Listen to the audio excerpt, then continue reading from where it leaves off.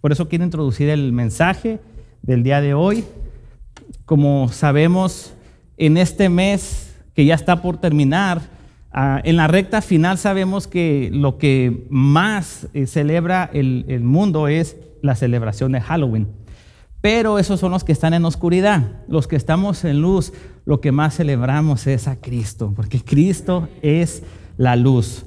Y no sé si sepa, pero específicamente el 31 de octubre, hace años atrás, en el siglo XVI, se celebró la Reforma Protestante. Es decir, cuando el mundo celebra la oscuridad, los que tenemos la luz nos levantamos y protestamos y mostramos esa luz al mundo. Por eso la Reforma Protestante es algo que tenemos que celebrar como cristianos. ¿Por qué? Porque es cuando vemos que solo la Escritura, solo la fe en Cristo, solamente por gracia y solamente a Él la gloria y solamente en Cristo la salvación es la doctrina verdadera de donde proviene el libro de los Hechos en el día de Pentecostés, y que a través de los tiempos se ha querido esconder la verdadera doctrina. Pero gracias a hombres como Martín Lutero, hombres con fe, dispuestos a dar su vida para que la verdad fuera predicada, gracias a esos hombres y gracias al Señor es que tenemos esta Biblia. Yo no sé si usted lo sepa, pero esta Biblia en el siglo XVI era prohibida. Era prohibidísimo que alguien tuviera algo en la Escritura porque era síntoma de que tenían que quitarle la vida. Alguien que manejaba cualquier tipo de texto del Antiguo Testamento o una de las cartas de Pablo era ya persecución y muy probablemente le iban a quitar la vida a esa persona. Entonces las personas no podían tener una Biblia. Ahorita usted y yo podemos tener una Biblia sin que alguien nos esté persiguiendo.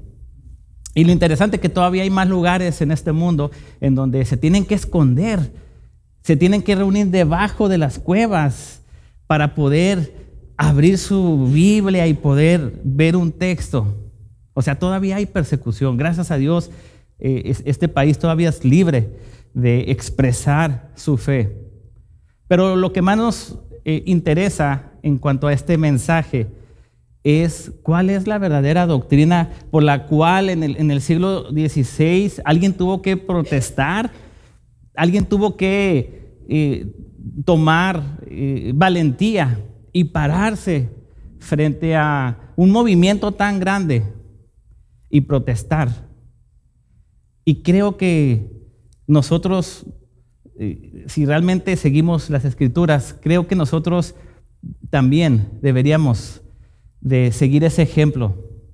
Yo recuerdo cuando estaba estudiando historia en la secundaria y había una profesora que decía los protestantes y se quejaba de los protestantes, y es que los protestantes, y entonces yo me di la tarea de investigar por qué los protestantes o qué significa ser un protestante.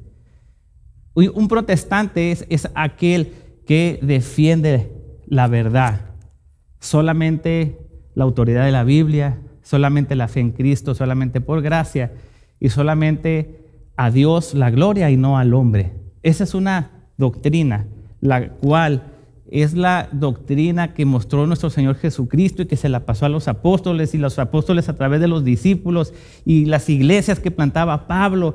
Y esa era la doctrina verdadera de Jesús, la que transforma, la que en verdad trae salvación a las personas. Entonces, el mensaje de hoy es: ¿cómo vamos a nosotros ser fiel a la doctrina de los apóstoles? ¿Cómo vamos a ser fiel a nuestras oraciones? ¿Cómo vamos a ser fiel a cuando nosotros nos reunimos? ¿Cómo vamos a ser fiel a nuestra obediencia en la palabra de Dios? Ese es el reto para nosotros en esta mañana, si estamos dispuestos a ser protestantes como Martín Lutero. ¿Protestantes de qué?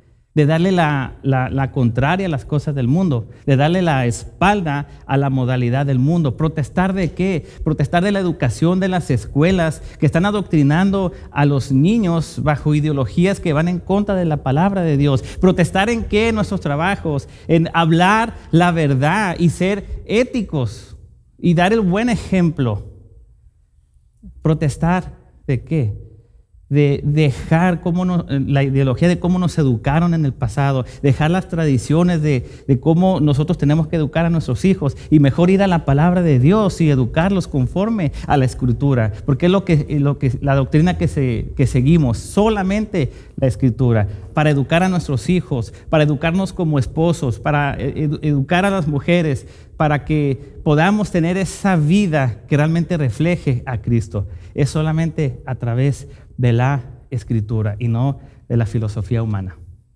Me gustaría orar y comenzar a desarrollar los puntos para este mensaje. Dios, abrimos tu palabra y te pedimos que hables directamente en nuestro corazón.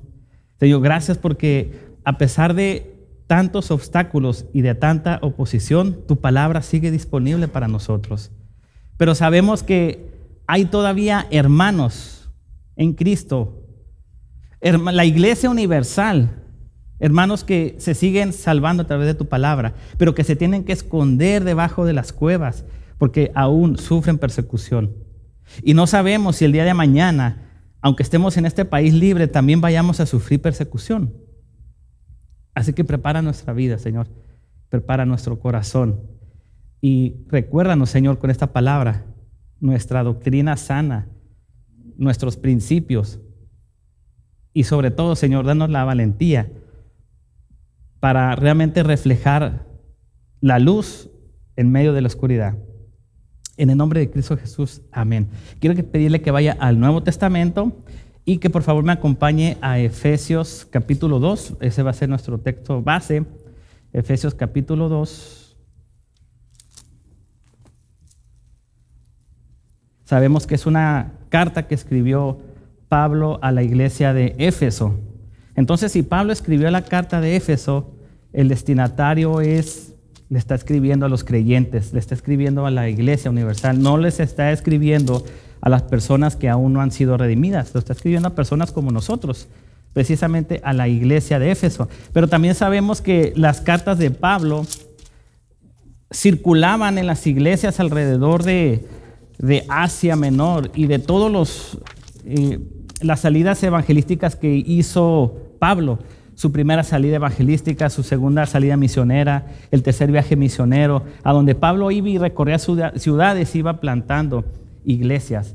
Entonces, cuando una carta llegaba a una iglesia, esa carta se leía en esa iglesia, pero luego circulaba la misma carta en las demás iglesias. Es decir, la carta de Efesios también la leyó la iglesia de los Gálatas, también la leyó la iglesia de los Tesalonicenses, y así todos estaban en esa comunicación. Todos querían saber qué era lo que Pablo les escribía a las iglesias, son como iglesias hermanas, en donde entre los pastores están comunicando cuál es la visión que Dios les está poniendo en sus corazones. Entonces, esta carta que circuló en Efesios probablemente también circuló en las demás iglesias, pero con destino ¿a quiénes? A los creyentes. Capítulo 2, versículos 8 y 9. Porque por gracia sois salvos por medio de la fe. Y esto no es de vosotros, pues es don de Dios, no por obras para que nadie se gloríe.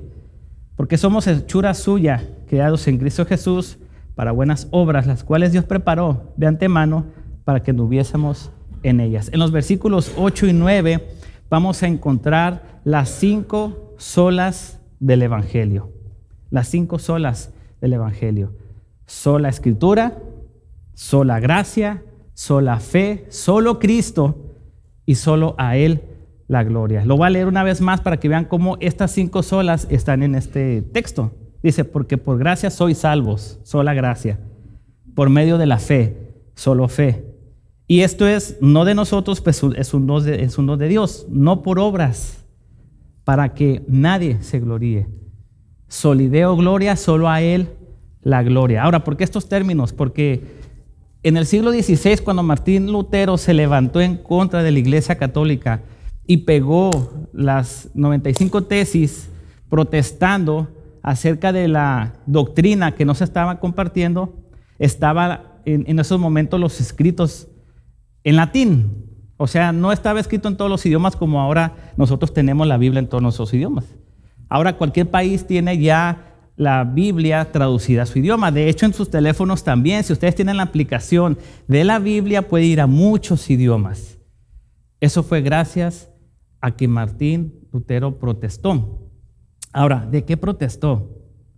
Protestó acerca de que el evangelio puro de Jesucristo lo tenía el concilio. Es decir, la doctrina que se venía predicando desde el Pentecostés, hermanos. O sea, cuando Cristo nació, comenzó el nuevo siglo. Y más o menos en el año 90 después de Cristo termina Apocalipsis, cuando se le reveló a Juan en la isla de Patmos el Apocalipsis. Entonces eso tomó un poquito de tiempo para que tuviéramos la Biblia impresa. De hecho, la primera vez que se imprimió la Biblia fue en la primera década después de Cristo. Hubo un hombre en Alemania, Gutenberg, en 1455, quien usó una imprenta, imagínense una imprenta en esos tiempos, para imprimir todos los escritos que se habían rejuntado. Ya tenían el Antiguo Testamento y el Nuevo Testamento. Pero eso, el que se pudiera imprimir una Biblia en 1455, o sea, estos hombres perdieron su vida, fueron torturados, pero gracias a eso tenemos una Biblia en nuestro idioma. Gracias a hombres que protestaron, la Biblia se pudo imprimir en muchos idiomas. De lo contrario, seguiríamos bajo el concilio de la Iglesia Católica, de la Iglesia Romana. Y ellos hicieron su propia doctrina. Por ejemplo, ellos creían que todos los que fallecían pasaban al purgatorio. Entonces ellos comenzaban a cobrar dinero, le llaman las indulgencias, para sacar a las familias del purgatorio. ¿Eso en dónde está en la Biblia? Eso es una herejía tremenda. Porque la Biblia habla que o estás en la presencia de Dios o estás separado de la presencia de Dios. No habla de un purgatorio. Pero este concilio comenzó a vender indulgencias y comenzó a hacer dinero. Y por eso cuando uno va allá a Europa y hace ese recorrido y mira los templos y mira esas iglesias, inclusive algunas iglesias de oro, y nos preguntamos de dónde sacaron todo ese dinero para construir esos edificios tan impresionantes, vendiendo indulgencias al pueblo. Pero eso no es una doctrina de Cristo, eso es una falsa doctrina. Y al pueblo le tenían prohibido usar la verdadera Biblia. Y por si esto fuera poco, estaba nada más en latín, solamente en latín. No había ninguna otra traducción. Después de la protesta en 1600 de Martín Lutero, comenzaron a las diferentes interpretaciones de la Biblia en todos los idiomas y comenzaron a imprimirse. Y de ahí hasta acá no ha habido alguien o no ha habido alguna compañía y no ha habido nadie que pueda parar esta reproducción de Biblias. Hasta la fecha de hoy, misioneros siguen yendo a los rincones de la tierra, siguen yendo a cada tribu y siguen yendo a las aldeas, a las islas, invierten toda su vida ahí, entregan su vida ahí para traducir esta Biblia en el dialecto de esa tribu. Hasta la fecha de hoy se sigue haciendo. La pregunta es ¿quién? ¿Quién puede parar esa obra de Dios? Nadie. Nadie. Pero ahora, ¿qué nos enseña esto a nosotros? Que nosotros debemos de realmente hacer valer esta palabra que ya tenemos. Solamente la Escritura es la autoridad máxima de nuestras vidas. Solamente es a través de la Escritura que nosotros debemos de educar a nuestros hijos, debemos ir al consejo, debemos ir a buscar todas nuestras necesidades en la Escritura. Porque como se hacía antes, era bajo la filosofía de un papa que se sentaba y él nada más hablaba y el pueblo tenía que creer todo lo que él hablaba. Pero ellos tenían la palabra atrás. No querían que nadie supiera la verdad. ¿Por qué? Porque querían vender indulgencias. Querían que el pueblo pagara dinero para que ellos pudieran seguir construyendo las parroquias o los templos, etcétera, y etcétera. Entonces vemos que la Escritura es inspirada por Dios, 2 Timoteo 3:16.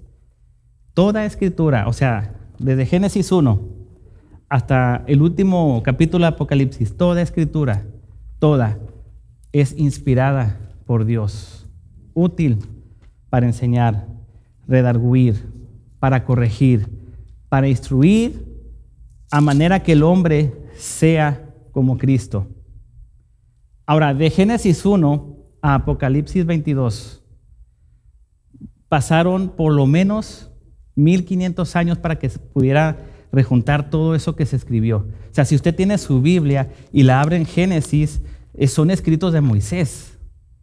Y luego, si la ve en Apocalipsis, son escritos de Juan en la isla de Patmos. Pasaron 1500 años más o menos para que se pudiera recolectar toda esa información.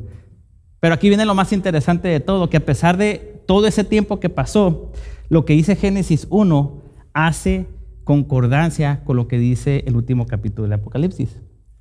Por ejemplo, en el capítulo 1 de Génesis dice que Dios hizo los cielos y la tierra, ¿cierto? En el principio creó Dios los cielos y la tierra, lo que dice Génesis 1:1. Ahora vaya Apocalipsis 21 y dice, vi un cielo nuevo y una tierra nueva. Porque el primer cielo, ¿cuál es el primer cielo? El de Génesis 1. Porque el primer cielo y la primera tierra ya no existían más.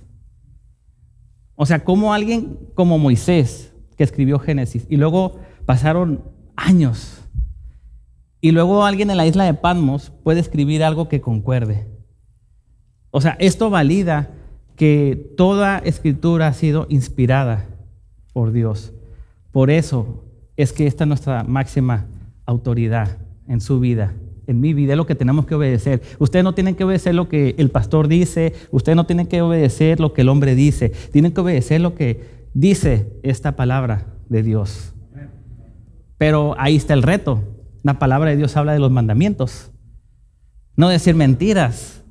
Ama a Dios con todas tus fuerzas y ama a tu prójimo. La pregunta es, ¿lo estamos haciendo?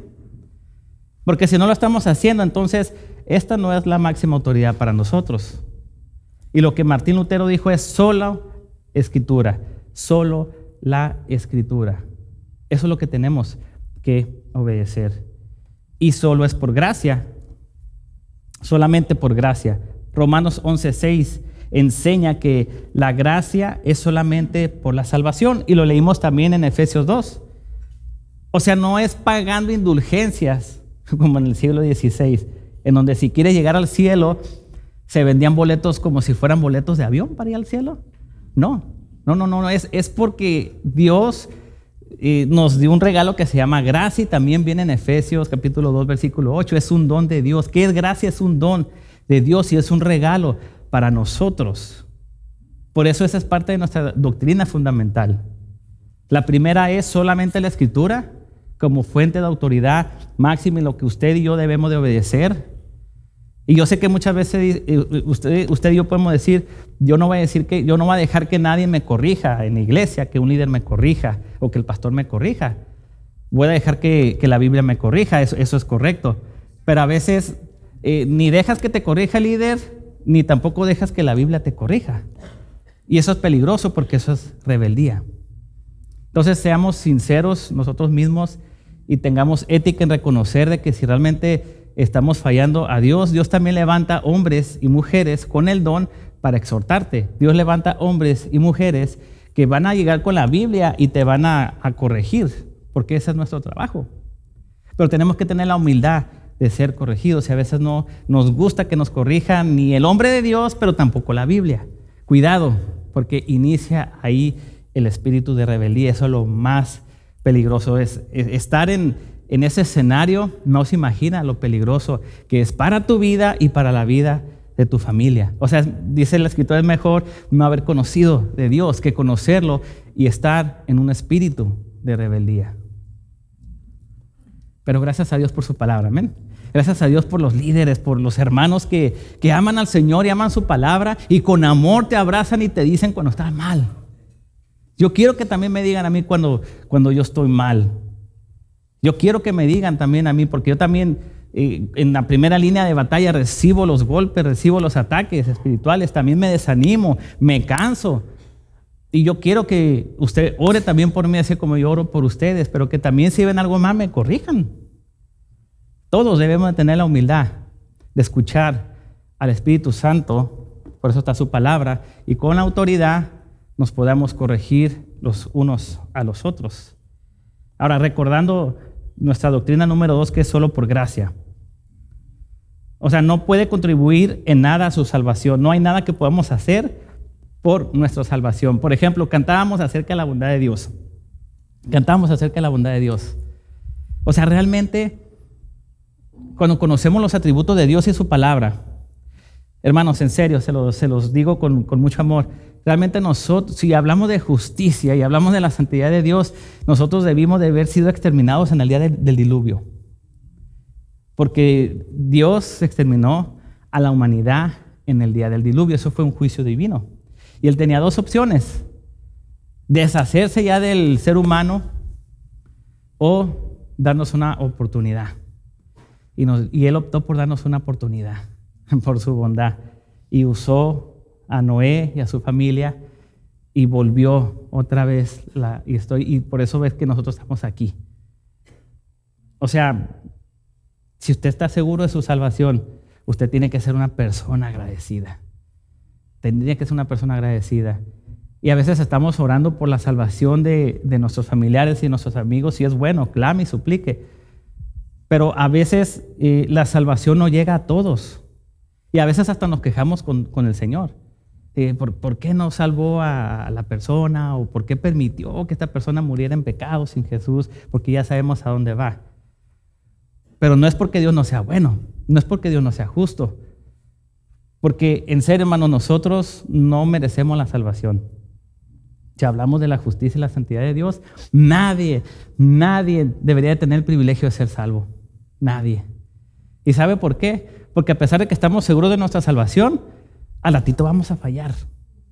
Y a veces le prometemos: Señor, ahora sí ya no voy a decir groserías. Y Señor, ahora sí ya no voy a mentir. Y ahora sí voy a hacer esto y voy a hacer lo otro. Hermanos, el día de mañana volvemos a hacer lo mismo. Nos volvemos a manchar con nuestras malas palabras. Decíamos: ya no vamos a ver esto, ya no vamos a ver esto porque me hace pecar. Ya no vamos a ver esto porque representa lujuria. Y a los siguientes días pasa otra vez. Hermanos, Dios es tan justo y tan santo que no merecemos la salvación, pero le plació matar a su Hijo en la cruz para que tuvieras salvación. Por eso, sé agradecido, así con lo que tienes y con lo que no tienes también, con lo que entiendas y con lo que no entiendas también, sé agradecido. Yo sé que quisiéramos tener cosas materiales, o quisiéramos tener un mejor trabajo, quisiéramos tener una mejor casa, o que nuestra situación cotidiana fuera mejor. Sí, yo sé que lo quisiéramos, pero aún si no lo fuera, usted debe darle las gracias a Dios y agradecerle por su salvación, porque no la merecemos. Eso es lo que significa solo por gracia, solo porque a Él le plació. Es un regalo que no se puede comprar con nada. Y gracias a esa protesta y a esa reforma que celebramos, porque esta es nuestra doctrina. Esta es nuestra doctrina y no se inventó hace poquito, viene del Pentecostés, del pacto que Jesús hizo con su iglesia, de la predicación de Pablo cuando se levantó, de Pedro cuando predicó en el día de Pentecostés, y que se salvaban 3,000 y que se salvaban 5,000 y eran añadidos a la membresía de la iglesia. Es esta nuestra doctrina, la que ha pasado a través de los años y que gracias a las protestas se sigue teniendo a la mano. La pregunta es: ¿estás tú dispuesta a seguir protestando por la verdad, por el evangelio? ¿O te sumas al otro equipo en donde diluyes el evangelio, en donde dejas que el evangelio esté torcido? ¿Por qué? Porque tú conoces la verdad, tú conoces los mandamientos, tú conoces el propósito que Dios tiene para nosotros, pero lo escondes. Lo escondes porque te da vergüenza, porque ¿qué van a decir los compañeros de trabajo? Que soy cristiano, que vengo a la iglesia, porque no me gustan que me digan el aleluya, porque me hacen bullying en la escuela, la escondes. No, tú tienes que protestar contra lo que sea y al precio que sea. Protesta, porque gracias a la protesta que se hizo, esta Biblia llegó y está llegando a todos los rincones de la tierra. Solo por fe. También es nuestra doctrina fundamental. Solo en la Escritura, solo por gracia y solo por fe. Romanos 1:17 dice, la sola fe enseña que somos justificados únicamente por la fe, sin las obras de la ley. Gálatas 2:16 dice, la fe es el instrumento, no la causa de la salvación. La causa es la gracia de Dios, o sea, a Él le plació y es el medio de la fe. Eso significa que cuando nosotros tuvimos fe para recibir a Cristo, creer en Él, no es porque nosotros hayamos tenido esa capacidad de tener fe. Porque ¿cuántas veces nos hablaron de Cristo? A mí me hablaron muchos años y me habló mi papá. Y mi papá iba a la escuela y mi papá iba y me decía y me hablaba y me insistía por muchos años, por más de 10 años. Y yo le decía, no quiero saber de Dios, no quiero ir a la iglesia, no me interesa. No tenía esa fe, pero le plació a Dios por su gracia y gracias a que Él le plació salvarme, vino una fe que le llamamos la fe salvadora. Y gracias a esa fe es que entonces nosotros pudimos clamar a Cristo, invocar su nombre y llega la salvación. Eso es lo que está diciendo esta doctrina de la sola fe. O sea, el fundamento es Cristo.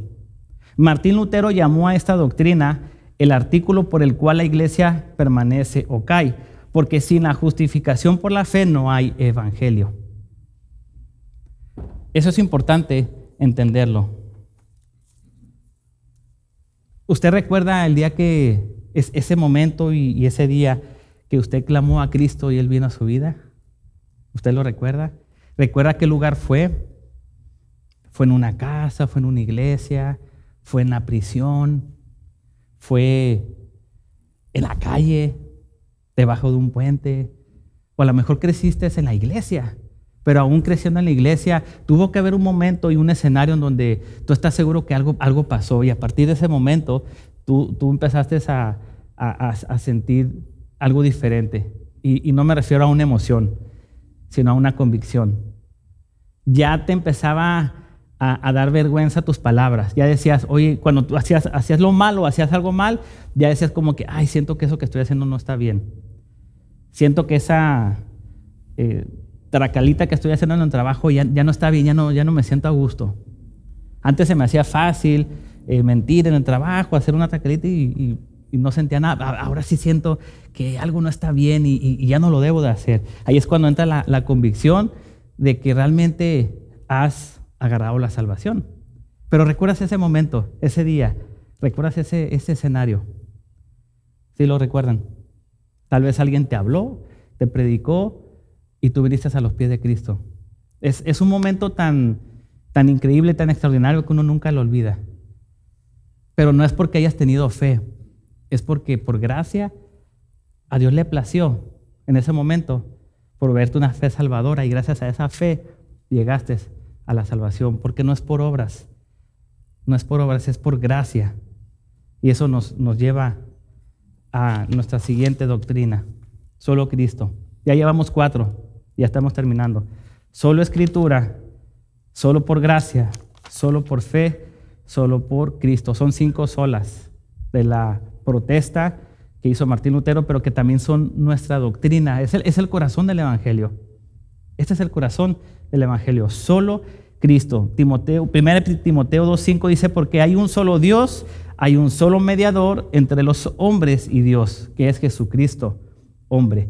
Solo Cristo es el mediador suficiente y perfecto. Su sacrificio en la cruz fue completo, eficaz y definitivo. Hebreos 10:10 al 14 dice, no hay salvación fuera de Jesús. Hechos 4:12, todo intento de añadir méritos humanos o intermediarios espirituales niega la suficiencia de su obra redentora. En esta porción de Hechos 4:12 estaba Pedro y Juan predicando fue después del día de Pentecostés, fue después de la curación del cojo frente al templo de la Hermosa en Hechos capítulo 3. Acuérdense, ellos estaban predicando primeramente en Jerusalén. Pero el concilio, los líderes religiosos, esos líderes que crucificaron a Jesús, esos fariseos y todo ese grupito, esos escribas que decían crucifíquelo, que crucificaron a Jesús, fueron los que comenzaron a perseguir a Pedro y a Juan, y que los echaban a la cárcel y que los azotaban y que los amenazaron de quitarle la vida para que no predicaran en el nombre de Jesús. ¿Y qué fue la respuesta de ellos? No vamos a dejar de predicar a Cristo, porque no hay otro nombre que el nombre de Jesús. O sea, no hay salvación en ningún otro medio que en el nombre de Jesús. Y Pablo también lo escribe en Filipenses, para que toda rodilla se doble en el nombre de Jesús y para que toda lengua confiese el nombre de Jesús. O sea, es el nombre de Jesús solamente. Y esa es nuestra doctrina. ¿Por qué hacemos cantos cristocéntricos? ¿Por qué predicamos de Cristo? ¿Por qué mencionamos de Cristo? ¿Por qué oramos en el nombre de Jesús? Porque toda autoridad se le ha sido dada. Toda esa autoridad, tanto en los cielos, en la tierra y lo que está debajo de la tierra. Por eso los discípulos no pudieron expulsar al endemoniado. Y que dice el Evangelio y que dicen los textos que no lo pudieron expulsar porque eso se ocupa ayuno y oración. Pero hay algo más. Hay algo más que el ayuno y la oración. Es el poder de Cristo. Es solamente el nombre de Jesús. ¿Qué dijeron los demonios cuando fueron expulsados? Por la voz de Jesús. Tú eres el Altísimo. O sea, lo reconocieron como el Hijo del Altísimo, porque es en el nombre de Jesús en donde está el poder y toda autoridad. Que tu oración en el nombre de Jesús sea con toda poder y autoridad. Solo en Cristo, dice esta doctrina. Solos Christus. Una vez más, cuando se utiliza mucho esas terminologías, es porque estaba escrito en latín. Solus Christus, soli Deo gloria, es latín. Solo en Cristo y en el nombre de Jesús está el poder y la gloria. El último, soli Deo gloria, solo a Dios la gloria. Lo que dice Romanos 11:36, porque de Él y por Él y para Él son todas las cosas, a Él sea la gloria por los siglos de los siglos. Romanos 11:36. Toda la obra de salvación, esto lo vemos en el capítulo 1 de Efesios, de los versículos 6 en adelante, dice toda la obra de salvación, la elección, la redención, la justificación y la santificación tienen el propósito final de glorificar a Dios. Dios salva para exaltar su nombre y mostrar la grandeza de su misericordia. Si todo proviene de Dios, entonces toda la gloria le pertenece a Dios. Todo le pertenece a Dios. No sé si recuerdan también, al final del libro de los Hechos, había un hombre llamado Antipas que quiso tomar la gloria de Dios. Y vemos que le cayó una enfermedad y fue comido por los gusanos. Y fue precisamente por querer meterse con la gloria de Dios y él llevarse la gloria. O sea, es malo vanagloriarse. Es malo meterse con la gloria de Dios y decir que por tus méritos o con tu poder o con tus palabras. Y eso también es delicado. Siempre debemos darle la gloria a Dios por todo, porque todas las cosas son por Él y para Él. Así que cuidado cuando sucede algo extraordinario y que podemos decir, fue gracias a mí. Cuidado. Cuando se trata del Evangelio, es bueno saber que solamente a Dios sea la gloria. ¿Por qué? Porque es una doctrina fundamental. Es una doctrina que se tiene que enseñar. Ahora, ¿cómo aplica todo esto a nuestra vida? Porque tenemos que vivir para su gloria, no nomás en la iglesia, sino también en el hogar. Y de hecho en el hogar es el lugar más difícil para nosotros, porque ahí donde nuestros hijos o nuestros parientes, inclusive nuestros vecinos nos conocen bien, pues ahí están y se dan cuenta de todo lo que sucede cuando llegamos del trabajo, cuando descansamos, cuando estamos de buenas y cuando estamos de malas, ¿verdad? A lo mejor aquí en la iglesia no nos han escuchado gritar, pero ahí los vecinos sí ya los han escuchado gritar. Los vecinos conocen bien cuando estamos de malas y salimos y aventamos el carro. Y por eso es que debemos de darle la gloria a Dios, no nomás en la iglesia, hermanos, sino también en nuestro hogar. ¿Sí? Los primeros que son juececitos, les llamo yo, pues son los hijos. Y ahí les va un tip. Si usted quiere conocer bien a alguien, hable con sus hijos. Si usted verdaderamente quiere ver los frutos de un hermano o de una hermana, hable con sus hijos. Observe nada más, observe cómo el papá o la mamá trata a sus hijos y se puede dar una idea de cómo está su relación con Dios, de si le está dando la gloria a Dios. Y como les dije, es un parámetro muy difícil, porque estamos hablando de la perfección de Jesús. Jesús demanda un estándar muy alto, que pareciera imposible de nosotros lograrlo. Pero es una responsabilidad de nosotros, teniendo estas doctrinas, que debemos de por lo menos, hermanos, por lo menos, que haya pequeños cambios. Que haya pequeños cambios. Y ahí es donde sí pedimos paciencia. Ahí sí pedimos paciencia. Papás, tengan paciencia con sus hijos. Hijos, tengan paciencia con sus papás. Tengan paciencia, no es fácil. No es fácil estar en la estándar, en la altura de Cristo. Cristo fue perfecto. Y no es fácil ser perfecto. Entonces, nos equivocamos constantemente. Pero ese es lo que debemos de hacer. Pregunta a sus hijos, ¿cómo lo estás haciendo? Una recomendación que también pudiera hacerle que sea muy seguido. Pregúntale a tus hijos si se sienten amados. Así, ¿te sientes amado? Te vas a llevar una gran sorpresa, porque a veces te van a decir que no. Y donde tú te tienes que evaluar, a ver qué está pasando. A lo mejor estoy trabajando mucho, estoy metiendo horas extras en el trabajo y cuando llego, pues ya llego todo enfadado y no quiero que nadie me hable. Entonces no estoy pasando tiempo con mis hijos. Y ellos no te van a decir nada, pero a lo mejor te vas a llevar una sorpresa cuando les preguntes, ¿te sientes amado? ¿Te sientes especial? ¿Te sientes apoyado? Pregúntele a sus hijos. Y ahí es una manera de poder ver cómo estamos en nuestra relación con Dios. En el trabajo, podemos ir a preguntar a tus compañeros de trabajo cómo estuvo tu semana, esta semana pasada, si fuiste amoroso, si fuiste comprensivo, o también nos vamos a llevar una sorpresa si vamos a tu trabajo y preguntamos cómo lo hiciste la semana pasada. Aventó las cosas y nos dijo de todo. Es nuestra responsabilidad, hermanos. Por eso, como digo en cada mensaje, solamente su palabra nos va a transformar. Sí, solamente su palabra nos va a ayudar a ir de una manera progresiva. Tampoco se trata el cambio de la noche a la mañana. Es imposible. Es progresivo. Por eso les pedí paciencia. Tengan paciencia. Hijos, tengan paciencia con sus padres. Padres, tengan paciencia con sus hijos, pero que sí se vea un cambio progresivo. Entonces, una vez más, las 5 solas que Martín Lutero protestó en el siglo XVI y que ahora estamos en el 2025 y es nuestra doctrina fundamental. Este es el corazón del Evangelio. Solo la Escritura, solo por gracia, solo por fe, solo Cristo y solo a Dios la gloria.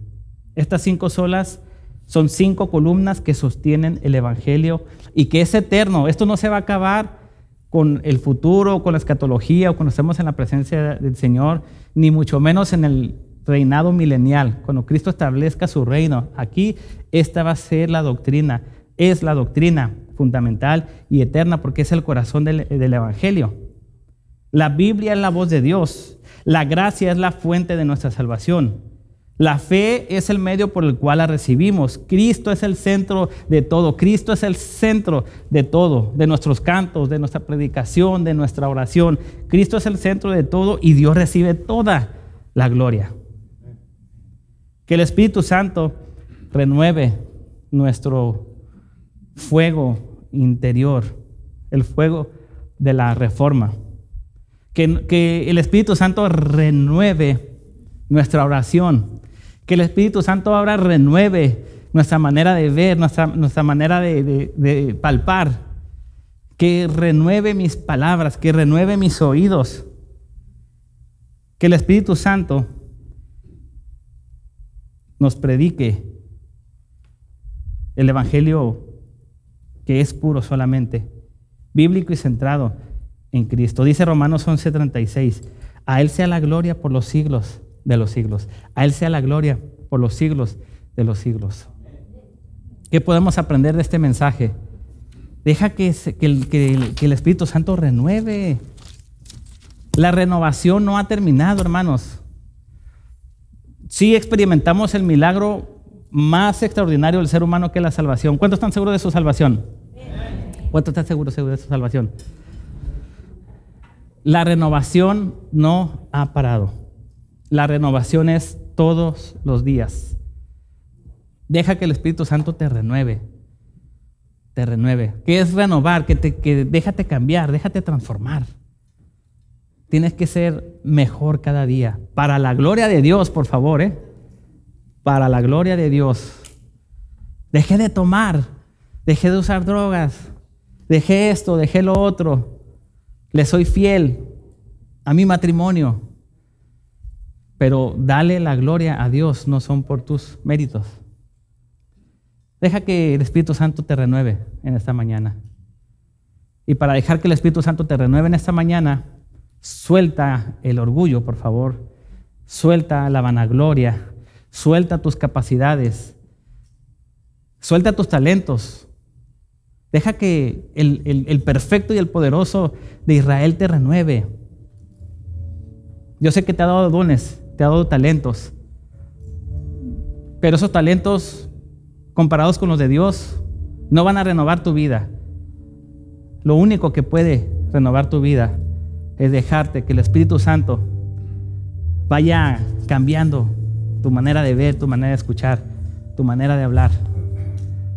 Así que quiero orar por ti.